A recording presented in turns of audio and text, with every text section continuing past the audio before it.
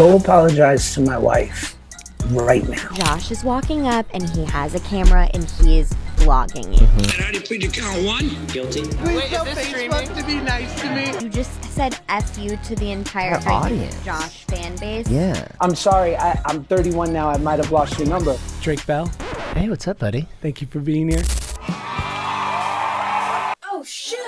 Dang it, I missed my cue.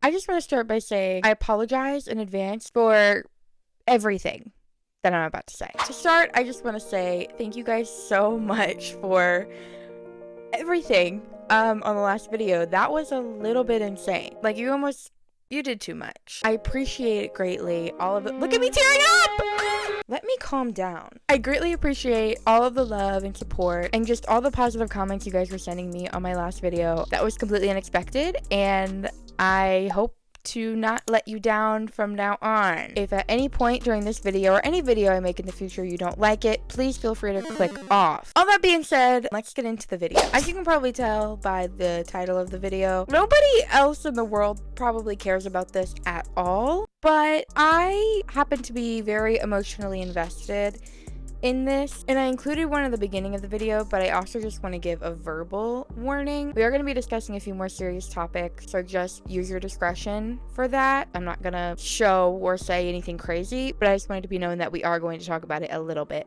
just in case. So Drake and Josh, if you're not aware of what this is, first of all, where have you been living? I know it's not in Mexico because they love it over there. Recently, one of our favorite duos, Drake Bell and Josh Peck, did an episode of the Good Guys podcast, which I have never heard of nor seen until this little reunion tour thing started. This is kind of a huge deal. That's why I'm wearing my newspaper shirt, because I am reporting the news like the journalist that I am. So a little bit of a lore drop. Drake and Josh both started on the Amanda Show. For those of you who've seen Quiet on Set, which we're going to talk about later, you know that with the Amanda Show there were some things going on, but there's an even bigger reason why this reunion is such a big deal. Now, this story begins in 2007, which for some reason just so happens to be the peak of cinema. The show Drake and Josh has just aired its final season. So just like every other child star, Drake and Josh now have to figure out what to do with their lives.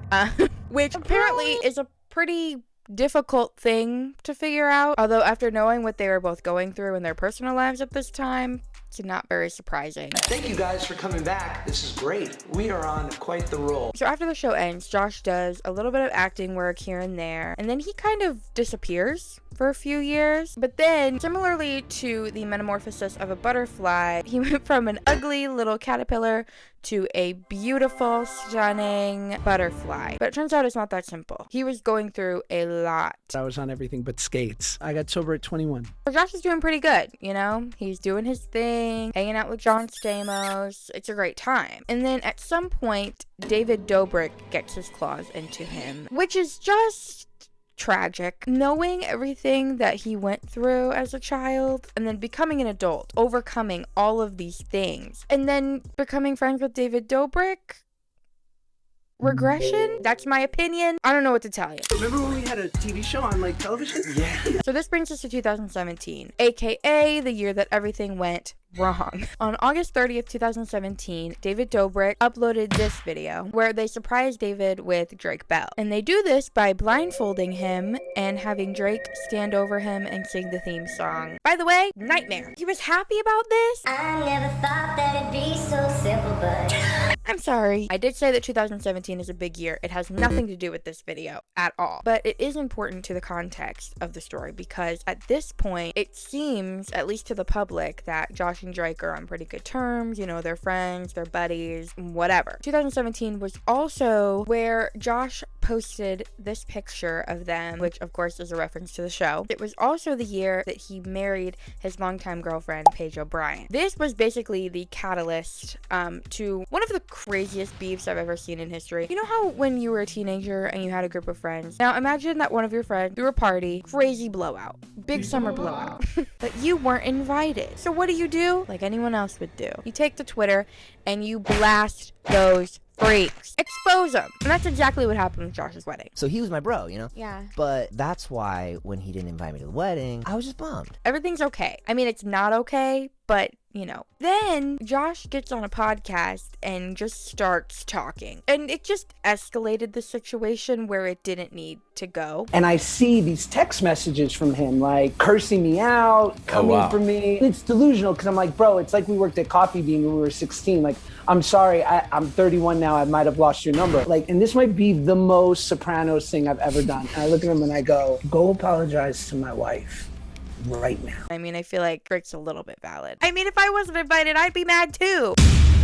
I'm not saying that the tweeting and the threats were necessary. I'm just saying I get it. Now, this is where it gets interesting. In reaction to Josh telling that story on the podcast, Go apologize to my wife right now. Drake Bell's wife at the time was livid when she heard this, and she made it known. She claims that she was at the VMAs with Drake. She heard the entire interaction, and it did not happen at all the way Josh said. I saw him with his camera before he even came up to you. He did ask you to apologize, Yeah, he rightfully did. so. Yeah. And I was ready. Like, I wanted to, you know. He goes, "Hey, man, you don't need to say sorry to me, but you know, I really need you to say sorry to Paige." And I was like, yeah, dude, absolutely. Like, What really happened between the two, we'll never know. I personally feel like the Sopranos thing is a little bit unrealistic, and I get why he said that, but it definitely feels like he was just trying to make himself look better, and he didn't think that Drake would publicly say anything to oppose him. oh, me encanta, baby alien. It's that time. I'm gonna go through this as quickly as possible, not because it's not important, and I don't want to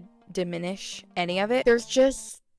There's so much. I really don't even know where to start. Now, I am going to be linking some articles in the description, so if you want to go read any of those, feel free. They go into a little more detail than what I'm going to go into. The things that this man has done and been through in 20 years alone, in 10 years alone, is honestly unfathomable to me. So in 2020, Drake's ex-girlfriend accused him of abuse, and he immediately denied the allegations. In 2021, he pleaded guilty to 2 criminal counts of attempted child endangerment charges and disseminating matter to harmful juveniles. Long story short, he had an inappropriate relationship with one of his fans who were underage. He made it very known that he was unaware of her age and that they were only communicated over text, so like, it's okay. By the way, it's not.